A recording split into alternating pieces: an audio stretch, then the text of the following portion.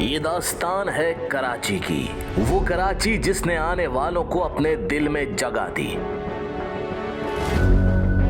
वो कराची जो सहारा बना पूरे मुल्क का। उसे किसने संवारा? कौन है उसकी तबाही का जिम्मेदार? किसने उठाई उसके हुकूक के लिए आवाज? किसने दी उसके अमन के लिए अपनी जान? गोलियों की गन गरज से शहर की रोशनियों तक हर एक लम्हे का अहवाल। उनकी जबानी जिन्होंने यहां बरसों बिताए। Sector Karachi, the history of guns and roses by Shahryar Shaukat.